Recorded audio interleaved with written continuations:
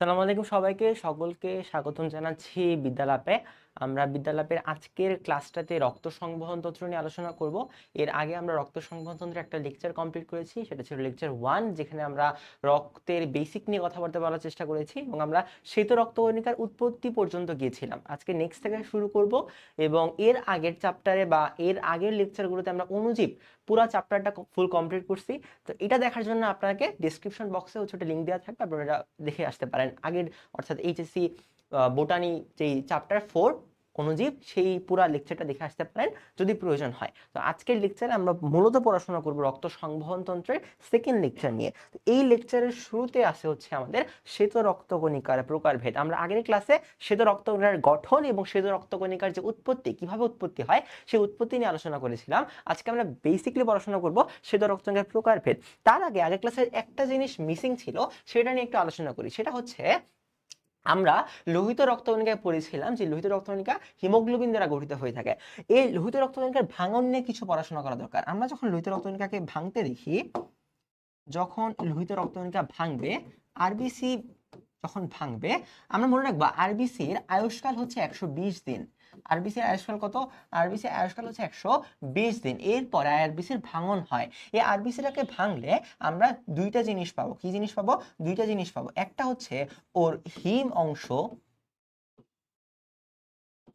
এবং আরেকটা হচ্ছে ওর গ্লোবিন অংশ। হিম অংশ আরেকটা কি? গ্লোবিন অংশ। মনে রাখবেন গ্লোবিন হচ্ছে একটা প্রোটিন। গ্লোবিন কি? একটা প্রোটিন। যেহেতু এটা একটা প্রোটিন, তাই ও অ্যামাইনো অ্যাসিড তৈরি করবে। ও একটা কি করবে? ও নিজস্ব অ্যামাইনো অ্যাসিড তৈরি করবে। নিজস্ব কি করবে? অ্যামাইনো অ্যাসিড তৈরি করবে। আচ্ছা, এই যে হিম, এই হিম হচ্ছে একটা লৌহ জাতীয় অংশ। হিম কি? হিম একটা লৌহ জাতীয় অংশ। এই লৌহ জাতীয় অংশটার দুই ভাবে বিভক্ত হয়। একটা হচ্ছে ট্রান্সফেরিনের মাধ্যমে। ট্রান্সফেরিন, তো এর মাধ্যমে ও এখান থেকে, ট্রান্সফেরিনের মাধ্যমে যেটা হয়, ও এখান থেকে নতুন একটা আরবিসি তৈরি করে। নতুন আরবিসি, নিউ আরবিসি তৈরি করে এবং আরেকভাবে ফেরিটিন হিসাবে জমা হয়। ফেরিটিন হিসাবে মনে রাখবেন, এই ফেরিটিন হিসাবে সবসময় যকৃতে জমা হবে। কোথায় জমা হবে? ফেরিটিন হিসাবে সবসময় যকৃতে জমা হবে। তাহলে হিম অংশটাকে ভাঙের মাধ্যমে আমরা ট্রান্সফেরিন পাইলাম, যেখান থেকে নিউ আরবিসি তৈরি হয় এবং ফেরিটিন হিসাবে যকৃতে জমা থাকে। এই হচ্ছে আমাদের আরবিসির ভাঙন, যার গ্লোবিন অংশটা সবসময় অ্যামাইনো অ্যাসিডে রূপান্তর হবে। এবং যে হিম অংশটা আছে, এই হিম অংশটা বেসিক্যালি একটা রঞ্জক পদার্থ, যেটা কিনা হিমযুক্ত, লৌহযুক্ত রঞ্জক পদার্থ। যার কারণে বেসিক্যালি আমাদের যেই আরবিসি, সেই আরবিসি হচ্ছে, আরবিসির যে কালারটা, সেই কালারটা হচ্ছে লাল হয় বা রেড ব্লাড সেল হয়। ঠিক আছে, চলেন এবার আমরা আগের স্লাইডে ফেরত যাই। সেটা হচ্ছে শ্বেত রক্তকণিকা। আজকের ক্লাসের মূল টপিক শ্বেত রক্তকণিকা এবং এর প্রকারভেদ। মনে রাখবেন এই যে শ্বেত রক্তকণিকা আছে, এই শ্বেত রক্তকণিকাকে আমরা দুই ভাগে ভাগ করতে পারি। কয় ভাগে? এই শ্বেত রক্তকণিকাকে আমরা দুই ভাগে ভাগ করতে পারি। নাম্বার ওয়ান, সেটা হইতে পারে দানাদার, আরেকটা হচ্ছে অদানাদার। একটা কি? একটা হচ্ছে দানাদার। দানাদারকে আমরা বলি গ্রানিউলোসাইট। গ্রানিউলোসাইট। আর অদানাদারকে আমরা বলি অ্যাগ্রানিউলোসাইট। মনে রাখবেন বায়োলজিতে কখনো যদি কোনো শব্দের আগে এ থাকে, বা বাংলায় ফর, তারপর জফলা আকার, অথবা ইংলিশে এ, তাহলে মনে রাখবেন এটা মানে হচ্ছে অ্যাবসেন্স বোঝায়। গ্রানুলোসাইডের অ্যাবসেন্স মানে দানার অ্যাবসেন্স, তখন এটাকে আমরা বলবো অদানাদার, অ্যাগ্রানুলোসাইট। ঠিক আছে, তাহলে একটা কি গ্রানুলোসাইট, একটা কি অ্যাগ্রানুলোসাইট। আচ্ছা, এই গ্রানুলোসাইটকে আমরা আবার তিনটা ভাগে ভাগ করতে পারি। কয়টা ভাগে? তিনটা ভাগে ভাগ করতে পারি। কি কি? একটা হচ্ছে নিউট্রোফিল, একটা কি? নিউট্রোফিল। আরেকটা হচ্ছে ইওসিনোফিল, ইওসিনোফিল। এবং আরেকটা হচ্ছে আমাদের বেসোফিল। আরেকটা কি? আরেকটা হচ্ছে আমাদের বেসোফিল। তাহলে একটা কি? একটা হচ্ছে নিউট্রোফিল, একটা ইওসিনোফিল, আর একটা হচ্ছে আমাদের বেসোফিল। এবং অদানাদার বা অ্যাগ্রানুলোসাইট আছে, এটাকে আমরা দুইটা ভাগে ভাগ করতে পারি। একটা হচ্ছে আমাদের মোনোসাইট, মোনোসাইট। আরেকটা হচ্ছে আমাদের লিম্ফোসাইট। মনে রাখবেন এই যে মনোসাইটটা আছে, এই মনোসাইটটা হচ্ছে অদানাদার এবং এই মনোসাইটটা আকার একটু বড়, এবং এই যে লিম্ফোসাইটটা আছে এই লিম্ফোসাইটটাকে আবার আমরা তিনটা পার্টে ভাগ করতে পারি, অর্থাৎ তিন ধরনের লিম্ফোসাইট হইতে পারে। নাম্বার ওয়ান এটা হচ্ছে টি লিম্ফোসাইট বা এটাকে বলে টি সেল। দুই নাম্বার এটা হতে পারে বি সেল। আর আরেকটা হচ্ছে এ হতে পারে এনকে সেল বা এটাকে বলা হয় ন্যাচারাল কিলার সেল। তাহলে কি বললাম আমরা শীত রক্তকণিকার প্রকার ভেদে প্রথমে পাইছি দানাদার অথবা অদানাদার। এরপরে দানাদার তিন প্রকারের হয়, একটা হচ্ছে নিউট্রোফিল, ইওসিনোফিল, আরেকটা হচ্ছে বেসোফিল। অদানাদার দুই প্রকারের হয়, একটা হচ্ছে মনোসাইট, একটা হচ্ছে কি, একটা হচ্ছে আমাদের মনোসাইট দুই নাম্বার, আরেকটা কি, আরেকটা হচ্ছে আমাদের, আরেকটা কি দুই নাম্বারটা কি, দুই নাম্বারটা হচ্ছে আমাদের,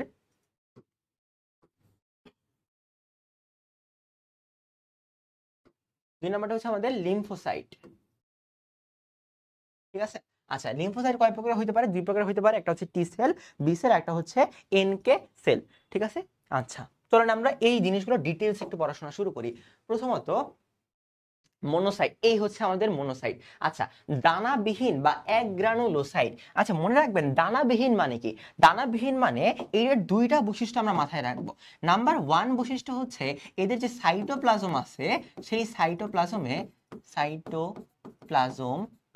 সাইটোপ্লাজমে কোনো দানা নাই, দানা নাই। তাহলে সাইটোপ্লাজমে কি নাই? কোনো ধরনের দানা নাই। দুই নাম্বার এদের যে নিউক্লিয়াসটা আছে এই নিউক্লিয়াসটা হবে বড়, নিউক্লিয়াস হবে বড়, এবং নিউক্লিয়াসে কোনো খণ্ড থাকবে না, কোনো খণ্ড নাই। তাহলে এই তিনটা বৈশিষ্ট্য হচ্ছে আমরা কিসে পাবো? এই তিনটা বৈশিষ্ট্য হচ্ছে আমরা এক গ্রানিউলোসাইটে পাবো। তাহলে এক গ্রানিউলোসাইটের কি? সাইটোপ্লাজমে দানা নাই, নিউক্লিয়াসটা বড় এবং কোনো ধরনের খণ্ড নাই। আমরা পড়ছিলাম যে এক গ্রানুলোসাইটের প্রথম দুইটা ভাগে ভাগ করতে হবে, একটা হচ্ছে মনোসাইট আর একটা হচ্ছে লিম্ফোসাইট। চলো আমরা মনোসাইট নিয়ে আলোচনা করি। এই হচ্ছে আমাদের বিখ্যাত মনোসাইট। এই যে মনোসাইটটা দেখতেছেন, আমরা দেখতে পাচ্ছি এই মনোসাইটে কোনো ধরনের এরকম কোনো ধরনের দানা এক্সিস্ট করতেছে না। মনোসাইটে কি করতেছে না? এরকম ধরনের কোনো ধরনের দানা এক্সিস্ট করতেছে না। তাহলে নাম্বার ওয়ান কি? কোনো দানা নাই। দুই নাম্বার জিনিস এই যে মনোসাইটটা আছে,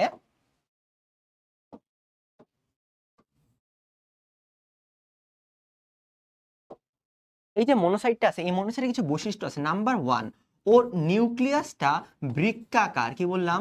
নিউক্লিয়াস বৃক্কাকার।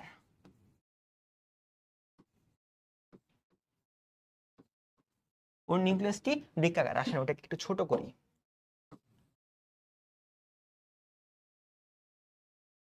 ছোট করে এই পাশে, যা বাবা, এই পাশে রাখলাম ছোট করে। হ্যাঁ ঠিক আছে। আচ্ছা তাহলে এটা কি? নিউক্লিয়াস বৃক্কাকার। দুই নাম্বার জিনিস এটার যখন প্রাথমিক অবস্থায় থাকে অর্থাৎ মনোব্লাস্ট থাকে তখন এটার যে নিউক্লিয়াস সেই নিউক্লিয়াসটা কিন্তু বৃক্কাকার হয় না, সেই নিউক্লিয়াসটা হয় কিসের মতো? গোলাকার হয়। বাট যখন এটা পরিণত অবস্থায় থাকে তখন এটাকে বৃক্কাকারও বলতে পারি অথবা অশ্বক্ষুরাকৃতিও বলতে পারি, অর্থাৎ যে ঘোড়ার যে খুর সেই ক্ষুরাকৃতিও বলতে পারি। দুই নাম্বার জিনিস কি? দুই নাম্বার জিনিস হচ্ছে এই যে মনোসাইট, এই মনোসাইটটার কাজ হচ্ছে ফ্যাগোসাইটোসিস করা। মনোসাইটের কাজ কি? ফ্যাগোসাইটোসিস করা। ফ্যাগোসাইটোসিস করা। ফ্যাগোসাইটোসিস মানে কি? ফ্যাগোসাইটোসিস মানে হচ্ছে জীবাণু ভক্ষণ। ফ্যাগোসাইটোসিস মানে কি? জীবাণু ভক্ষণ। অর্থাৎ এই যে জীবাণুগুলো আছে আপনাদের যে জীবাণুগুলো অ্যাটাক করে সেই জীবাণুগুলোকে এরা ভক্ষণ করে। তিন নাম্বার জিনিস এটার আয়ুষ্কাল আছে। আয়ুষ্কাল কত? এর আয়ুষ্কাল হচ্ছে 2 থেকে 8 দিন। অর্থাৎ 2 থেকে 8 দিনের পর একটা মনোসাইট মারা যায়। একটা মনোসাইট কি যায়? মারা যায়। এই মনোসাইটটাকে আরেকটা নামে ডাকা হয়, সেটা হচ্ছে ম্যাক্রোফেজ। মনোসাইটটাকে কি বলা হয়? ম্যাক্রোফেজ। কেন এটাকে ম্যাক্রোফেজ বলা হয়? কারণ ও কি করতে পারে? ও ফ্যাগোসাইটোসিস করে জীবাণু ভক্ষণ করতে পারে। যখন এটা একটা জীবাণু ভক্ষণ করে তখন এটাকে আমরা বলতেছি ম্যাক্রোফেজ। আমরা কি বুঝতে পারলাম? আচ্ছা এই হচ্ছে আমাদের মনোসাইট। আচ্ছা মনোসাইটের যে নিউক্লিয়াস আছে সেই নিউক্লিয়াস আমরা দেখতে পাচ্ছি একটু বড় ধরনের এবং এর সাইটোপ্লাজমে কোনো ধরনের দানা বিদ্যমান নাই। ঠিক আছে। আচ্ছা এরপরে আমরা চলে যাই মনোসাইটের পরে আমরা শিখবো হচ্ছে লিম্ফোসাইট সম্পর্কে। আমরা জানি যে মনোসাইট ছিল একটু বড় এবং এই যে নিউক্লিয়াসটা ছিল সেই নিউক্লিয়াসটা ছিল অশ্বক্ষুরাকৃতি। এবং মনোসাইট আমাদের দেহে কি তৈরি করছে? আমাদের যে জীবাণুগুলো সেই জীবাণুগুলোকে ডিরেক্টলি ও ভক্ষণ করছে, এই জন্য ওকে ম্যাক্রোফেজ বলা হচ্ছে। লিম্ফোসাইট আসলে কি করে? লিম্ফোসাইটের কিছু বৈশিষ্ট্য আমরা দেখি।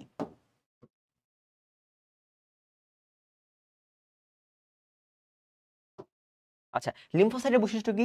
লিম্ফোসাইটের 1 নাম্বার বৈশিষ্ট্য হচ্ছে লিম্ফোসাইটের যে নিউক্লিয়াস, লিম্ফোসাইটের যে নিউক্লিয়াস সেটা কিরকম? সেটা অবশ্যই গোলাকৃতির হবে। লিম্ফোসাইটের নিউক্লিয়াস কিরকম হবে? গোলাকৃতি হবে। লিম্ফোসাইটের নিউক্লিয়াস কেমন হবে? গোলাকৃতি হবে। দুই নাম্বার জিনিস কি? লিম্ফোসাইটের নিউক্লিয়াস যদি গোলাকৃতির হয়, এর 2 নাম্বার জিনিস হচ্ছে এর যে সাইটোপ্লাজম, সেই সাইটোপ্লাজমে অবশ্যই কোনো ধরনের দানা থাকবে না, এবং লিম্ফোসাইট আসলে আমাদের মানে ইমিউনিটি বা অনাক্রম্যতাতে সাহায্য করে, ইমিউনিটিতে সাহায্য করে। কিসে সাহায্য করবে? লিম্ফোসাইট ইমিউনিটিতে সাহায্য করবে। লিম্ফোসাইট কিসে সাহায্য করবে? ইমিউনিটিতে সাহায্য করবে। এবং লিম্ফোসাইটের যেই সাইটোপ্লাজম, সেই সাইটোপ্লাজমেও কোনো ধরনের দানা থাকবে না। সাইটোপ্লাজমে দানা নাই। এবং আমরা কি ওর নিউক্লিয়াসে কোনো খণ্ড দেখতে পাচ্ছি? ওর নিউক্লিয়াসে কোনো ধরনের খণ্ড দেখতে পাচ্ছি না। এই কারণে ওর যে নিউক্লিয়াসটা সেটা কি থাকবে? সেটা অবশ্যই, এই কারণে ওর যে নিউক্লিয়াসটা সেটা কি থাকবে? সেটা অবশ্যই অখণ্ডিত থাকবে। নিউক্লিয়াস অবশ্যই অখণ্ডিত। নিউক্লিয়াস অবশ্যই কি থাকবে? অখণ্ডিত থাকবে। তাহলে নাম্বার 1, ওর নিউক্লিয়াস গোলাকৃতি, ইমিউনিটিতে সাহায্য করে, এবং সাইটোপ্লাজমে দানা নাই, এবং এটা অখণ্ডিত। ঠিক আছে, এই যে লিম্ফোসাইটটাকে, এই লিম্ফোসাইটটা 3 ধরনের হয়। কয় ধরনের হয়? 3 ধরনের হয়। আমরা কি কি বলছিলাম? লিম্ফোসাইট হয় 3 ধরনের। এই 3 ধরনের লিম্ফোসাইটগুলো হচ্ছে, 1 নাম্বার ও হয় T cell, 2 number B cell, এবং আরেকটা 3 নাম্বার জিনিস যেটা হয় সেটা হচ্ছে ও হয় এনকে বা ন্যাচারাল কিলার সেল, ন্যাচারাল কিলার সেল। ঠিক আছে, এই হচ্ছে আমাদের লিম্ফোসাইটের প্রকারভেদ। এখন আমরা এটা সম্পর্কে জানবো, চলেন। আচ্ছা, এর আগে আমরা বলে রাখি, এই যে 3টা জিনিস, এই 3টা জিনিসের কিছু স্পেসিফিক কাজ আছে। সেই স্পেসিফিক কাজগুলো কি?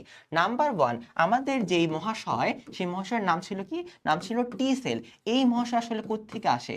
এই মহাশয় মনে রাখবেন, এর উৎপত্তি হয় কোত্থেকে? এর উৎপত্তি হয় হচ্ছে থাইমাস গ্রন্থি থেকে। এর উৎপত্তি হয় কোত্থেকে? থাইমাস থেকে। এর উৎপত্তি হয় থাইমাস থেকে। থাইমাস একটা লসিকা গ্রন্থি, এবং এটা কি কাজ করে? এটা আমাদেরকে যে কোষ ভিত্তিক অনাক্রমতা, কোষ ভিত্তিক অনাক্রমতা সেখানে সাহায্য করে। অর্থাৎ এটা ইংলিশ টার্মটা হচ্ছে সেলুলার। এটা ইম্পর্টেন্ট, ইংলিশ টার্মটা মাঝে মাঝে চলে আসে। সেলুলার ইমিউনিটি দেয়, ইমিউনিটি। আচ্ছা, হোয়াট ইজ ইমিউনিটি? ইমিউনিটি মানে হচ্ছে আপনার রোগ প্রতিরোধ করার ক্ষমতা, রোগ প্রতিরোধ করার ক্ষমতা। তাহলে সেলুলার ইমিউনিটি দেয়। আচ্ছা, এরপরে 2 নম্বর জিনিস যেটা ছিল, সেটা ছিল আমাদের হচ্ছে কি বলে? B cell. আচ্ছা, বি সেল কোত্থেকে আসে? বি সেল তৈরি হয় হচ্ছে আমাদের বেসিক্যালি, বি সেল তৈরি হয় আমাদের অস্থি মজ্জা থেকে। কোত্থেকে তৈরি হয়? বি সেল তৈরি হয় অস্থি মজ্জা থেকে। বি সেল তৈরি হবে অস্থি মজ্জা থেকে। এবং ইম্পর্টেন্ট ফিচার হচ্ছে বি সেল আমাদের রক্ত অনাক্রমতা,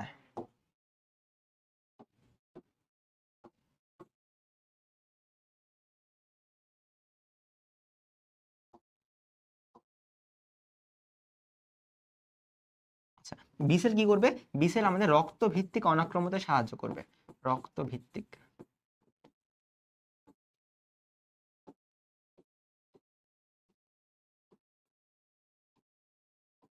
ঠিক আছে, রক্তভিত্তিক অনাক্রমণতায় সাহায্য করবে। আচ্ছা, আরেকটা কি? আরেকটা হচ্ছে আমাদের ন্যাচারাল কিলার সেল, এনকে সেল। মনে রাখবেন যে অ্যাগ্রানুলোসাইটের 20 থেকে 40% হচ্ছে আমাদের এনকে সেল থাকে। আমাদের দেহে 20 থেকে 40% এনকে সেল আছে, এবং এনকে সেল সরাসরি ভাবে জীবাণুকে অ্যাটাক করে, জীবাণুকে অ্যাটাক করে। তাহলে এনকে সেল কি করবে? সরাসরি ভাবে জীবাণুকে অ্যাটাক করবে। এই হচ্ছে আমাদের পুরো লিম্ফোসাইট, এই হচ্ছে আমাদের লিম্ফোসাইট।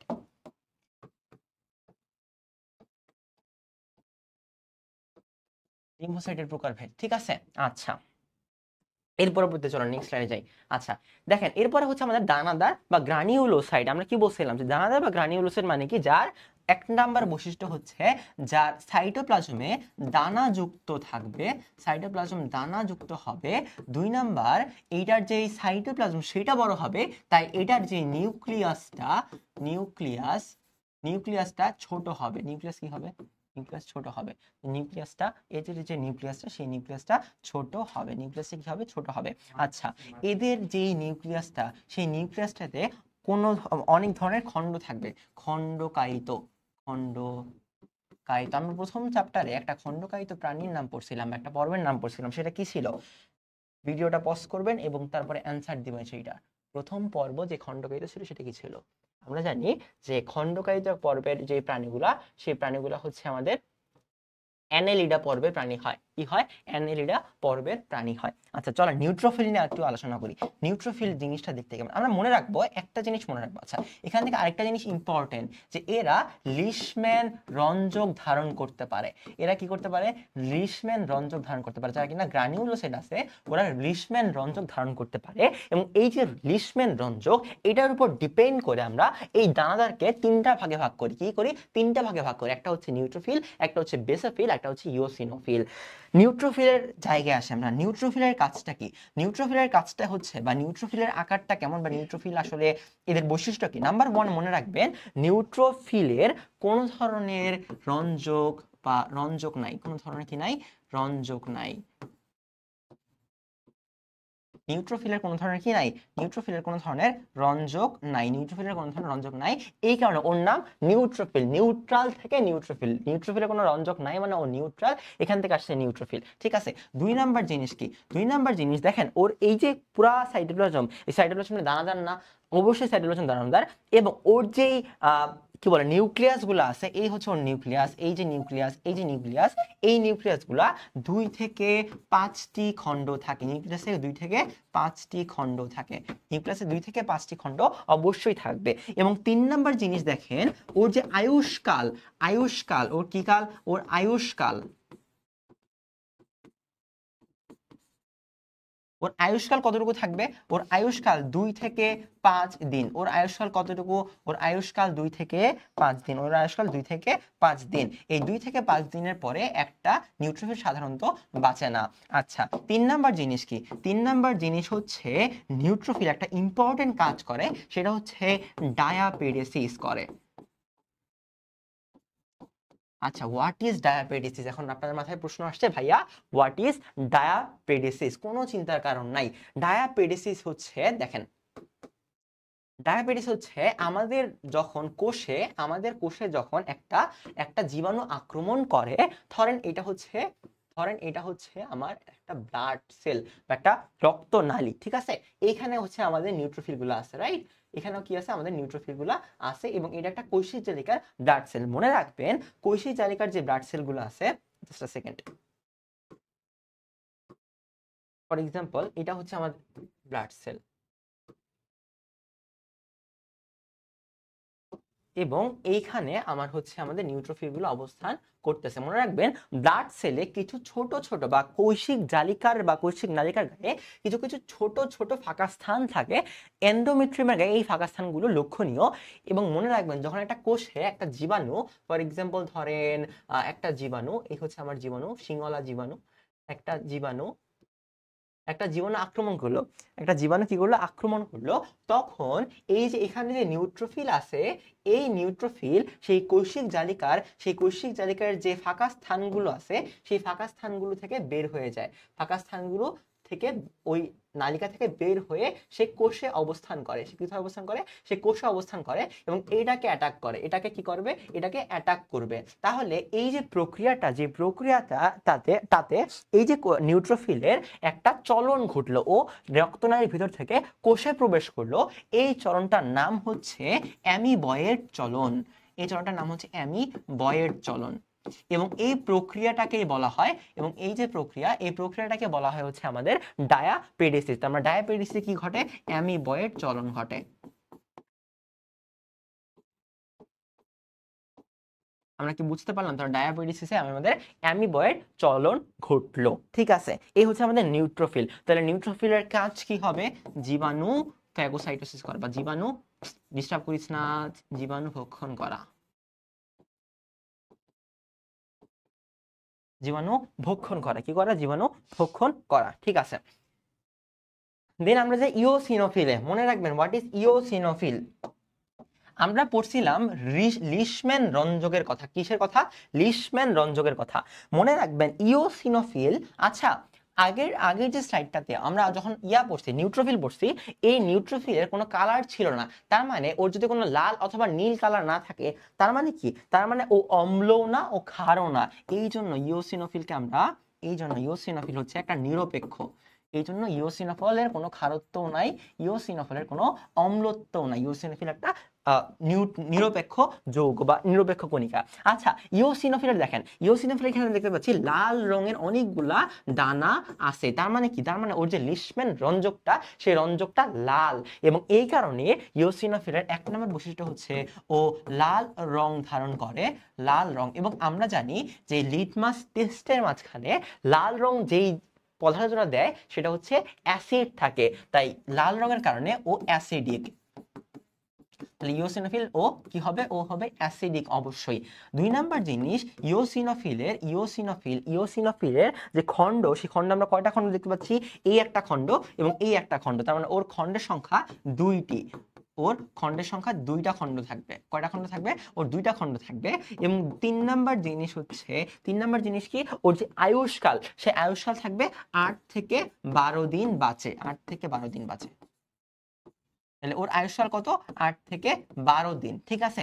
এবং ইওসিনোফিল একটা ইম্পর্টেন্ট কাজ আছে, সেটা হচ্ছে ইওসিনোফিল অ্যালার্জেটিক সাড়া প্রদান করে।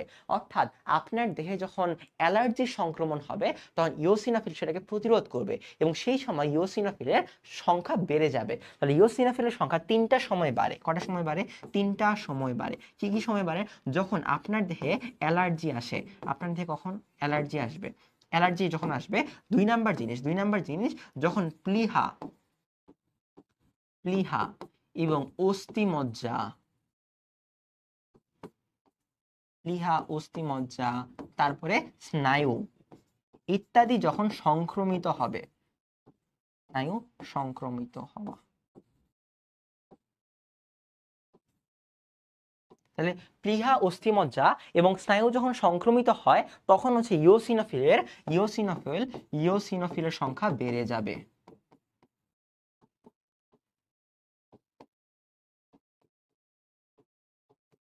তখন কি হবে? ইওসিনোফিলের সংখ্যাটা আসলে বেড়ে যাবে। এই হচ্ছে আমাদের দানাদার বা গ্রানুলোসাইটের ইওসিনোফিলের পার্টটুকু। ঠিক আছে।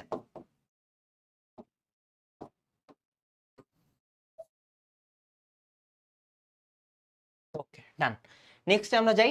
নেক্সট হচ্ছে আমাদের নেক্সট হচ্ছে বেসোফিল। আচ্ছা, বেসোফিলের কাজগুলা কি?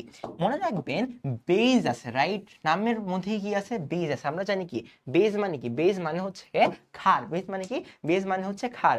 আচ্ছা, বেসোফিলের ক্ষেত্রে বেজ মানে যেহেতু ক্ষার, এর মানে কি? এর মানে হচ্ছে ওর যে আকৃতি বা ওর যে টেস্টটা বা ওর যে প্রকৃতিটা, সেটা হচ্ছে ক্ষার প্রকৃতির হবে।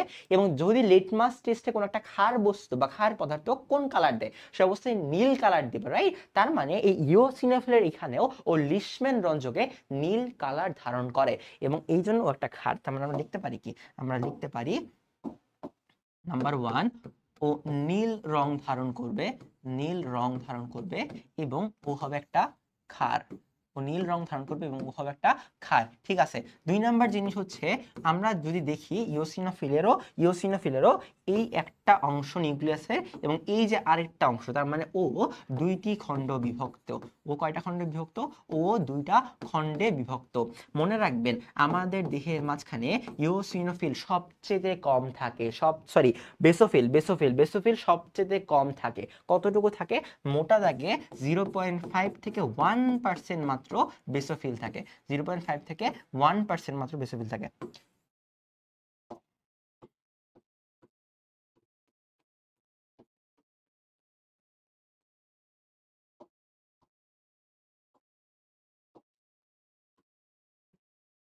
ওকে। আচ্ছা, বেসোফিলের 3টা কাজ আছে। কয়টা কাজ আছে? 2টা কাজ আছে। বেসিক্যালি মোটা দাগে 2টা কাজ আছে। কি কি কাজ? নাম্বার 1, বেসোফিল হেপারিন তৈরি করে। বেসোফিল কি তৈরি করে? হেপারিন তৈরি করবে। বেসোফিল হেপারিন তৈরি করবে এবং বেসোফিল একই সাথে হিস্টামিনও তৈরি করবে।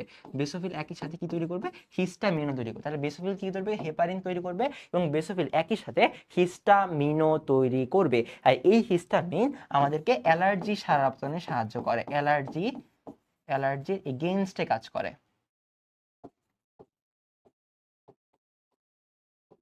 ঠিক আছে, এই হচ্ছে আমাদের বেসোফিলের কাজ কারবার। ওকে, এই গেল হচ্ছে আমাদের দানাদার গ্রানিউলোসাইডের প্রকারভেদের লাস্ট পার্ট, সেটা হচ্ছে বেসোফিল। আসেন আমরা শ্বেত রক্তকণিকার কাজ নিয়ে একটু আলোচনা করি। কি কি কাজ পাইলাম মোটা দেখে যদি আমরা একটু খেয়াল করি, কি কি কাজ পাইলাম। নাম্বার ওয়ান কি,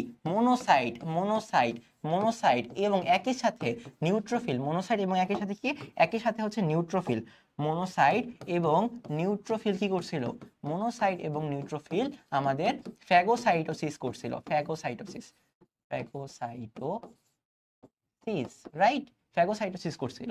2 নাম্বার জিনিস আমরা পড়ছিলাম লিম্ফোসাইট। তাহলে লিম্ফোসাইট কি করছিল, লিম্ফোসাইট আমাদের ইমিউনিটি বাড়ানোর জন্য আমাদের মাঝখানে অ্যান্টিবডি তৈরি করছিল, অ্যান্টিবডি তৈরি করছিল। এগুলো প্রত্যেকটাই শ্বেত রক্তকণিকার কাজ। আমরা দেখছিলাম আমাদের যে ইওসিনোফিল আছে, ইওসিনোফিল আছে, এই ইওসিনোফিল আমাদের অ্যালার্জেটিক সাড়া প্রদান করছে, অ্যালার্জেটিক সাড়া।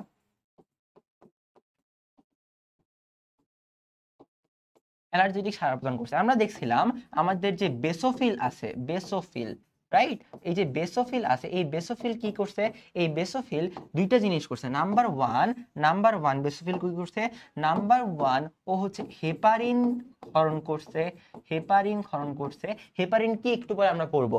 2 নাম্বার জিনিস হচ্ছে ও হিস্টামিনও ক্ষরণ করছে। কি করছে, হিস্টামিনও ক্ষরণ করছে, হিস্টামিন। এই হচ্ছে আমাদের মোটামুটি ভাবে শ্বেত রক্তকণিকার কাজ। চলে আসি নেক্সট স্লাইডে। আমরা নেক্সট স্লাইডে পড়বো থ্রোম্বোসাইট, এবং থ্রোম্বোসাইটের আরেকটা নাম আছে, থ্রোম্বোসাইটের আরেকটা নাম হচ্ছে প্লেটলেট বা প্লাটিলেটও বলে আমরা অনেকে এটাকে। অণুচক্রিকার ইম্পর্টেন্ট সাইট কি, মনে রাখবেন অণুচক্রিকা, মনে রাখবেন কি, অণুচক্রিকা একটা কোষ ভগ্নাংশ ও একটা পরিপূর্ণ কোষ না। এবং এই যে অণুচক্রিকা, এটা বেসিক্যালি আমাদের দেহে রক্ত জমাট বাড়তে সাহায্য করে। এবং এই অণুচক্রিকার কিছু ফিচার আছে, ফিচারগুলো কি, এটা কি ছোট করা যায়, ছোট করা যায় না, আমরা দেখি। আচ্ছা, অণুচক্রিকার কিছু ফিচার আছে, কি কি ফিচার। নাম্বার ওয়ান, অণুচক্রিকার কিছু ফিচার হচ্ছে নাম্বার ওয়ান, আচ্ছা এখানেই লিখি, মাঝখানে লিখি। নাম্বার ওয়ান হচ্ছে অণুচক্রিকা আমাদের দেহের মাঝখানে রক্ত জমাট বাঁধাবে। অণুচক্রিকা আমাদের দেহে থাকবে কতটুকু, আমাদের দেহে থাকবে 1.5 লাখ থেকে 4 লাখ অণুচক্রিকা, আমাদের দেহে 1.5 লক্ষ থেকে 4 লক্ষ অণুচক্রিকা আমাদের মাঝখানে বিদ্যমান থাকে। এবং এই যে প্লাটিলেটটা আছে, এই প্লাটিলেটটার আয়ুষ্কাল কতটুকু, এই প্লাটিলেটটার আয়ুষ্কাল হচ্ছে 5 থেকে 9 দিন। প্লাটিলেট আমাদের দেহে সাধারণত 5 থেকে 9 দিন বাঁচে। কয়দিন বাঁচে, প্লাটিলেটটা সাধারণত আমাদের দেহে 5 থেকে 9 দিন বাঁচবে। 5 থেকে 9 দিন অণুচক্রিকা আমাদের দেহে বেঁচে থাকে, 5 থেকে 9 দিন অণুচক্রিকা আমাদের দেহে বেঁচে থাকবে। এবং অণুচক্রিকা বেসিক্যালি তৈরি হবে মেগা ক্যারিওসাইট থেকে, আমাদের অস্থিমজ্জার মেগা ক্যারিওসাইট থেকে শুরু হবে। আসেন আমরা একটু ডিটেইলসে লিখি। নাম্বার ওয়ান কি ছিল, অণুচক্রিকা, রাইট, মানে থ্রোম্বোসাইটের বৈশিষ্ট্য কি, নাম্বার ওয়ান, থ্রোম্বোসাইট হচ্ছে 5 থেকে 9 দিন বাঁচবে, 5 থেকে 9 দিন বাঁচবে। 2 নাম্বার বৈশিষ্ট্য কি ছিল, এটা মেগা ক্যারিওসাইট, অস্থিমজ্জার যে মেগা ক্যারিওসাইট ছিল, সেই মেগা ক্যারিওসাইট থেকে তৈরি হয়। 3 নাম্বার জিনিস হচ্ছে ওর সংখ্যা কতটুকু, ও আমাদের দেহে 1.5 লাখ থেকে 4 লাখ পর্যন্ত আমাদের দেহে থাকে। যখন এখান থেকে কমে যাবে, 1.5 লাখে কম চলে আসবে, তখনই অণুচক্রিকার শর্টেজ ঘটবে এবং তখনই আপনার দেহে রক্ত জমাট বাঁধবে না। এই সিনড্রোমটা দেখা যায় আমাদের একটা রোগে, একটা জ্বরে দেখা যায়, সেই জ্বরটা হচ্ছে ডেঙ্গু। যখনই আপনাদের ডেঙ্গু হয়, তখনই আপনাদের অণুচক্রিকার সংখ্যা কমে যায়। ঠিক আছে, আর 4 নাম্বার কি, 4 নাম্বার হচ্ছে এটা একটা কোষ ভগ্নাংশ,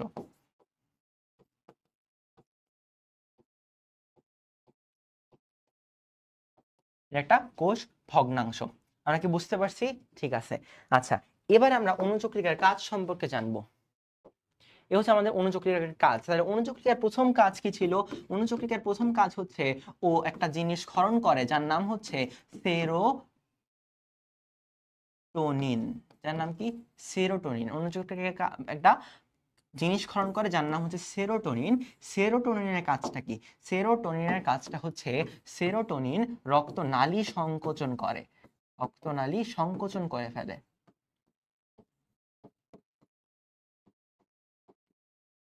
দুই নাম্বার জিনিস, অণুচক্রিকা প্লেটলেট প্লাক তৈরি করে। What is platelet plaque? আচ্ছা ধরেন ধরেন ধরেন ধরেন এই হচ্ছে আপনার রক্তনালিকা, হ্যাঁ, এই হচ্ছে আপনার রক্তনালিকা, এবং এবং এই রক্তনালিকার, জাস্ট আ সেকেন্ড,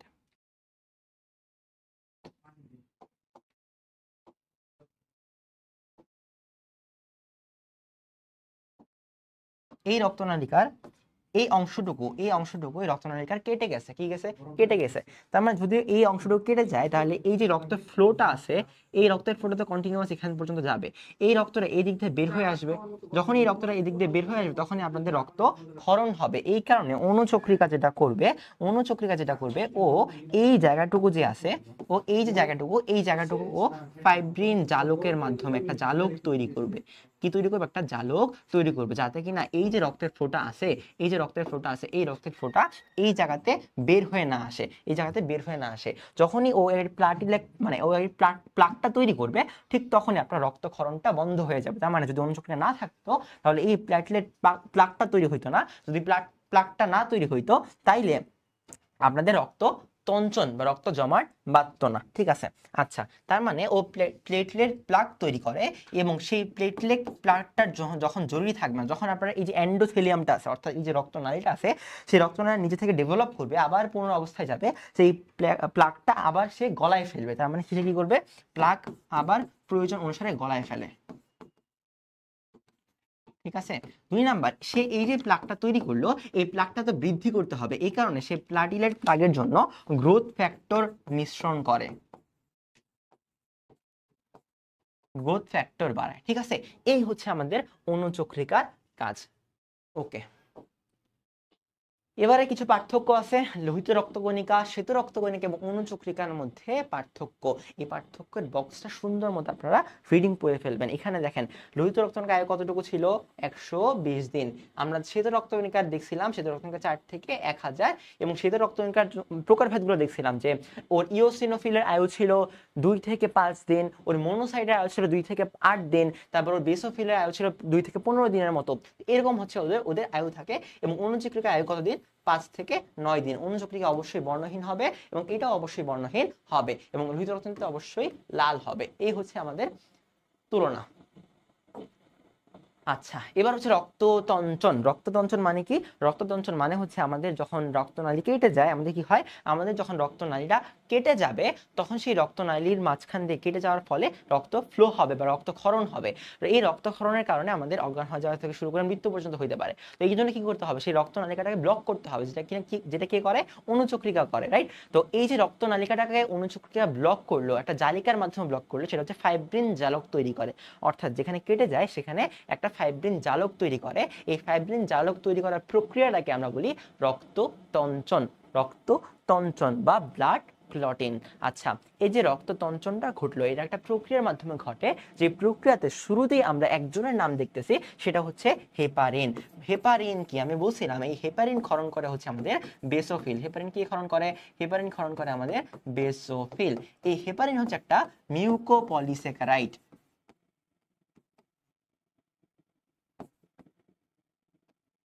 আচ্ছা,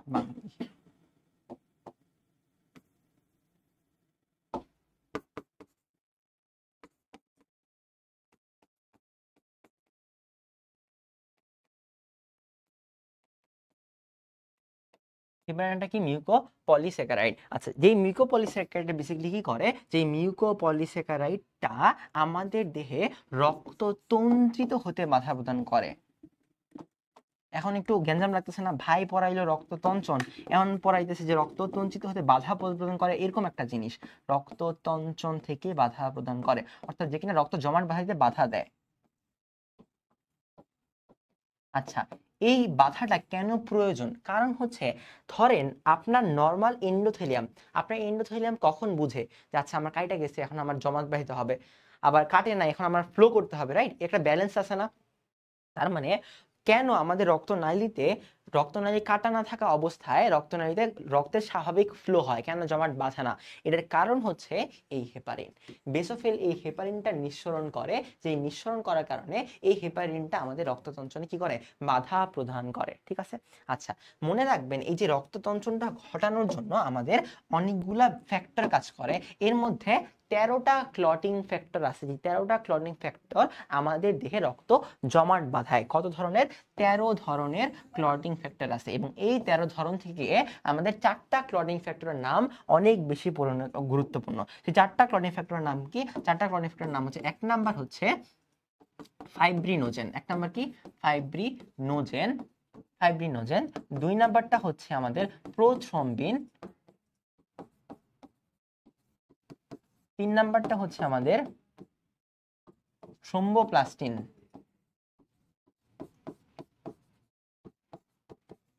আর লাস্টেরটা হচ্ছে আমাদের ক্যালসিয়াম 2+।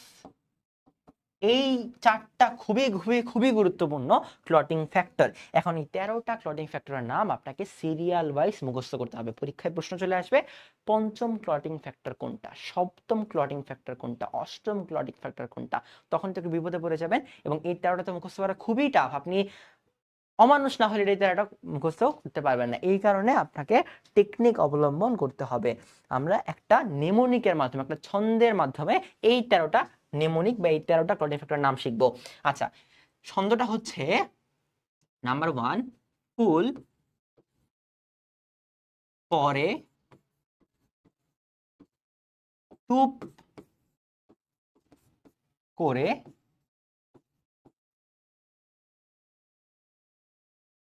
আচ্ছা, তাহলে কি লিখলাম? ফুল পরে টুপ করে। এরপর আমরা লিখব লও সবাই, লও লও সবাই এক করে।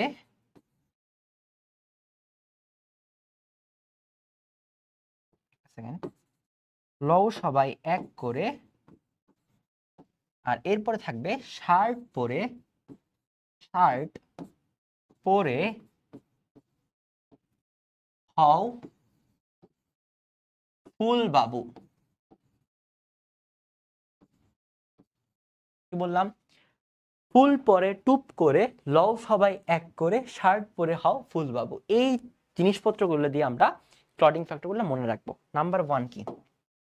তাইলে আমরা যেটা করব সেটা হচ্ছে, এখান থেকে একটা পাবো, আমরা এখান থেকে একটা পাবো, এখান থেকে একটা পাবো, এখান থেকে একটা পাবো, লও থেকে একটা পাবো, সবাই থেকে একটা পাবো, এক থেকে একটা পাবো, করি থেকে, শার্ট থেকে, পরে থেকে হও, এবং আরেকটা হচ্ছে ফুল পাবো।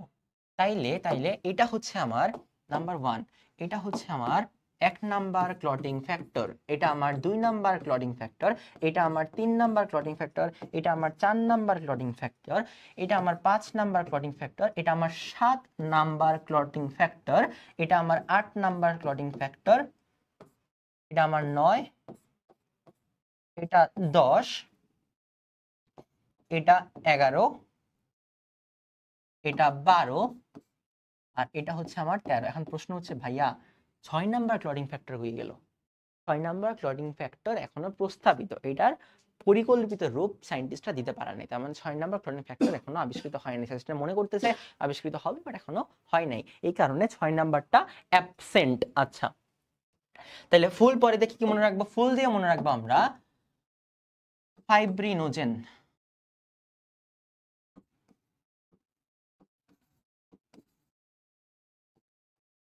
ডান। পরে দিয়ে মনে রাখবো আমরা প্রোথ্রম্বিন।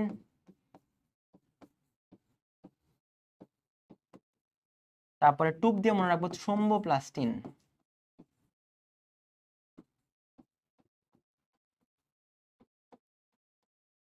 আমরা করে দিয়ে মনে রাখবো ক্যালসিয়াম 2+।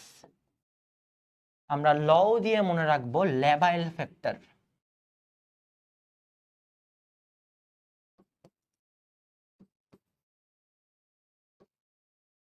ল্যাবাইল ফ্যাক্টর, ঠিক আছে। সবাই দিয়ে মনে রাখবো আমরা স্টুয়ার্ট ফ্যাক্টর। কি ফ্যাক্টর? Stuart factor. আচ্ছা, এক দিয়ে মনে রাখবো আমরা অ্যান্টি হিমোফিলিক ফ্যাক্টর, এটা খুবই important, anti haemophilic, anti haemophilic factor. আচ্ছা, করে দিয়ে মনে রাখবো আমরা ক্রিস্টমাস ফ্যাক্টর,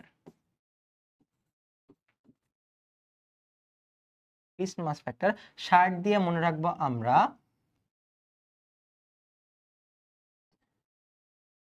আচ্ছা সবাই, এই যে সবাই, এই সবাই দিয়ে আমরা স্টুয়ার্ট না, যাতে এই সবাই দিয়ে আমরা স্টেবল ফ্যাক্টর মনে রাখবো, stable, stable factor,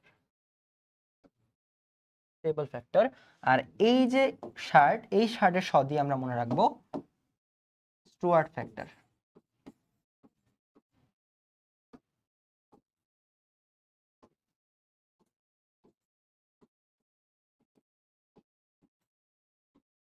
Stuart factor. এবং পরে দিয়ে কি মনে রাখবো? Plasma thromboplastin.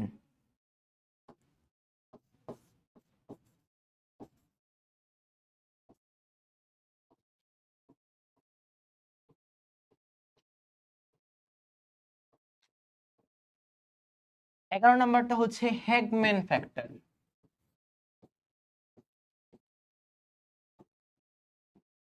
সরি 12 নাম্বারটা আর কি, হ্যাগম্যান ফ্যাক্টর। এবং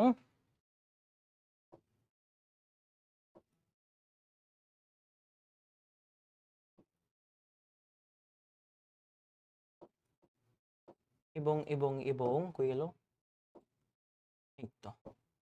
এবং এটা দিয়ে মনে রাখবো আমরা ফাইব্রিন, মা রাদিবি করে ফেললে তো, রাদিবি করিস না, fibrin stabilising factor, fibrin stabilising factor.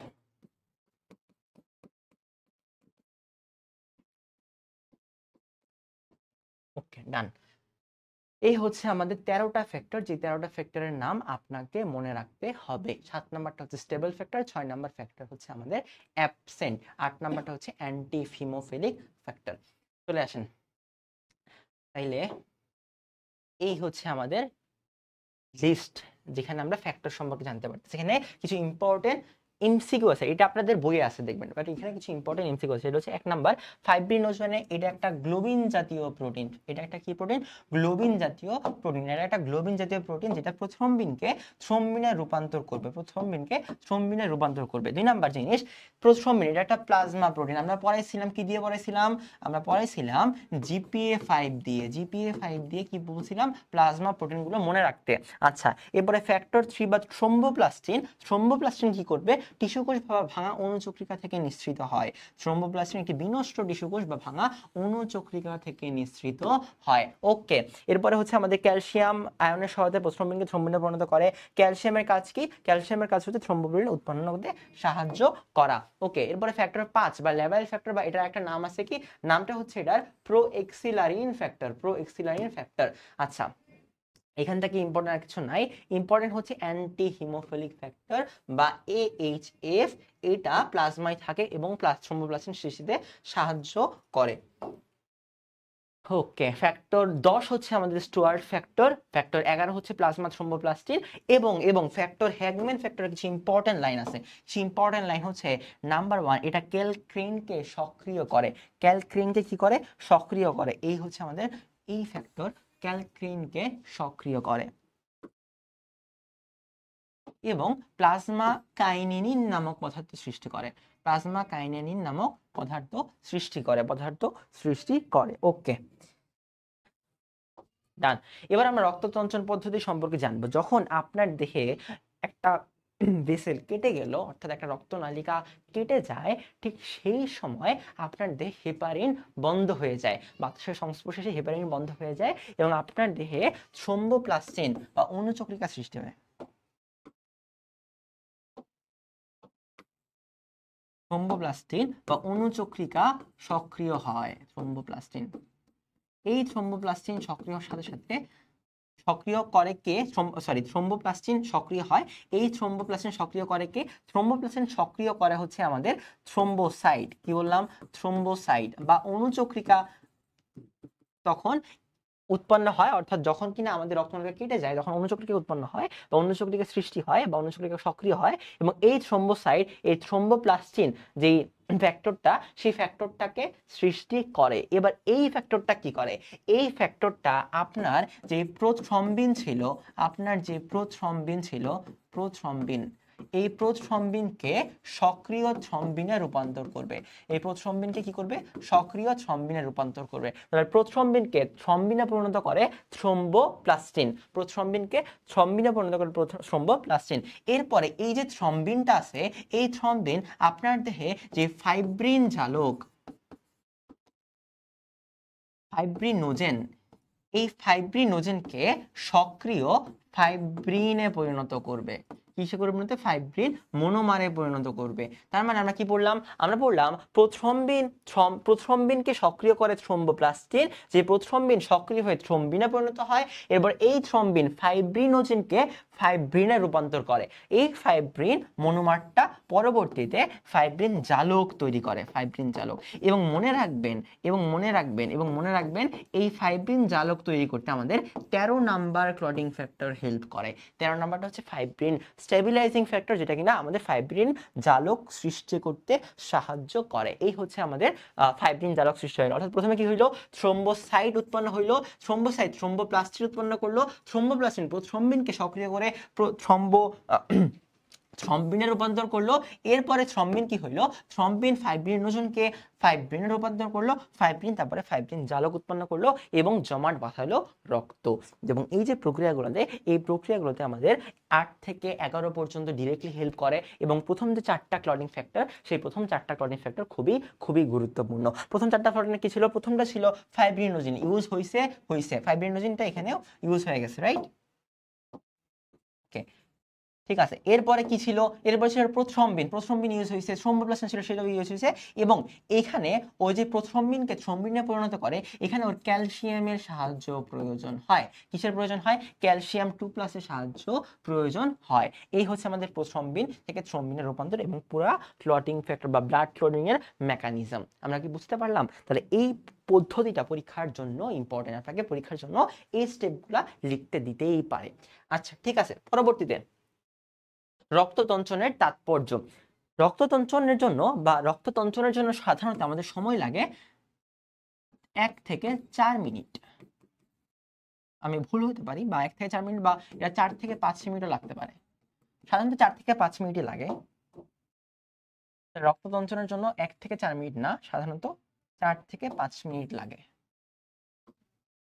4 থেকে 5 মিনিট সময় লাগে আমাদের রক্ত তঞ্চনের জন্য। আচ্ছা, এই রক্ততঞ্চন না হলে আপনার দেহে রক্তক্ষরণ বন্ধ হবে না। যদি রক্তক্ষরণ হয়, আপনি অতিরিক্ত রক্তক্ষরণের জন্য মারা যাবেন। এই যে অতিরিক্ত রক্তক্ষরণ বা রক্ত বন্ধ হয়, এই কারণে একটা রোগ হয়, যে রোগটার নাম হচ্ছে আমাদের হিমোফিলিয়া রোগ। এই হিমোফিলিয়া রোগটা ভিক্টোরিয়া রানীর 2 মেয়ের ছিল। এবং এই হিমোফিলিয়া রোগটা হয় একটা ফ্যাক্টর উপস্থিত না থাকার কারণে। 2টা ফ্যাক্টর, একটা হচ্ছে 8 নাম্বার ফ্যাক্টর, একটা হচ্ছে 9-10 নাম্বার ফ্যাক্টর। 8 নাম্বার ফ্যাক্টর, একটা হচ্ছে 10 নাম্বার ফ্যাক্টর। এটা হচ্ছে আমাদের অ্যান্টি হিমোফিলিক ফ্যাক্টর। আর এটা হচ্ছে আমাদের, এটা কি ফ্যাক্টর, আর এই যে 10 নাম্বার, এটা হচ্ছে আমাদের ক্রিসমাস ফ্যাক্টর। ঠিক আছে, তাহলে এটা হচ্ছে অ্যান্টি হিমোফিলিক ফ্যাক্টর, এটা হচ্ছে ক্রিসমাস ফ্যাক্টর। এই হচ্ছে আমাদের রক্ততঞ্চন। যদি এটা না হয় বা এই জিনিসগুলো না থাকে, তখন রক্ততঞ্চিত হবে না, এবং রক্ততঞ্চিত না হলে হিমোফিলিয়া রোগ হবে। কি হবে, হিমোফিলিয়া রোগ হবে। বুঝতে পারছি? এ হচ্ছে রক্ত পার্থক্য। এবার এই রক্ততঞ্চন হওয়ার পরে আরেকটা জিনিস আসে, সেটা হচ্ছে আমাদের সিরাম। সিরাম কি, সিরাম একটা হলুদাভ পদার্থ, যেটাতে কোনো ধরনের রক্তকণিকা থাকে না, থাকবে না। এটা রক্ত জমাট বাঁধার পরে উৎপন্ন হয়। রক্তকণিকা নাই। ঠিক আছে। আচ্ছা, রক্তনালীর ভিতরে কেন রক্ত জমাট বাঁধে না? দুইটা কারণে। নাম্বার ওয়ান এন্ডোথেলিয়াম মসৃণ। এবং যেই মসৃণ হওয়ার কারণে যেটা হয়, এটাতে বেসোফিল হেপারিন ক্ষরণ করে এবং অণুচক্রিকা সক্রিয় হয়ে থ্রম্বোপ্লাস্টিন বানায় না।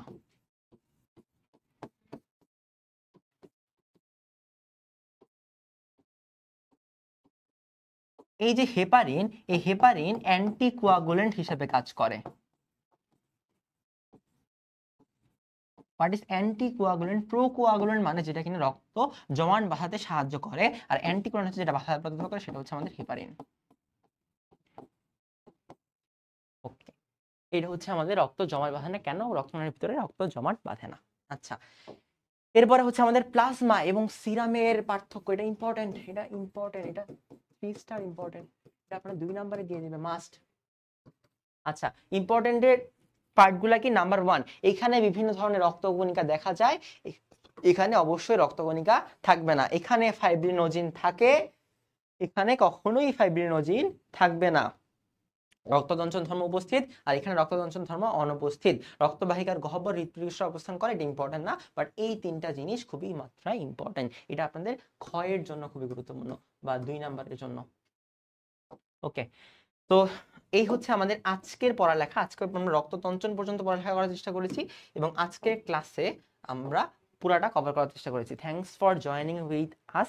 এবং নেক্সট থেকে আমরা লসিকা পড়বো। লসিকার পরে আমাদের হৃৎপিণ্ড আছে, তারপরে আমাদের কি আছে, তারপরে হচ্ছে আমাদের হৃৎপিণ্ডের যে রোগ বালাইগুলো, সেই রোগ বালাইগুলো অনেক বেশি ইম্পর্টেন্ট, সেই জিনিসগুলো আমাদের আছে।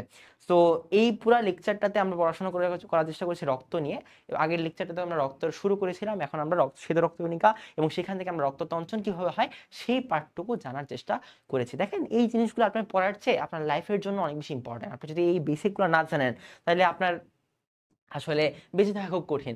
সুতরাং কঠিন হইলেও চ্যাপ্টারটা একটু কঠিন, তারপর হচ্ছে আপনি যদি ভালোভাবে বুঝতে পারেন, তাইলে আসলে পরীক্ষায় অ্যান্সার করা থেকে শুরু করে অ্যাডমিশন টাইমেও এই জিনিস খুবই মাত্রায় হেল্প করবে। পড়াশোনা করা উচিত, কারণ ইটসেলফ এর পরবর্তী ধাপগুলোতে আপনাদের লাইফ অনেক বেশি কঠিন যাবে। সো এই বেসিকগুলো ক্লিয়ার না করা থাকলে সামনে গিয়ে বিপদে পড়বে। সো বিপদ থেকে বাঁচানোর জন্য বিদ্যা লাভ। Thank you very much.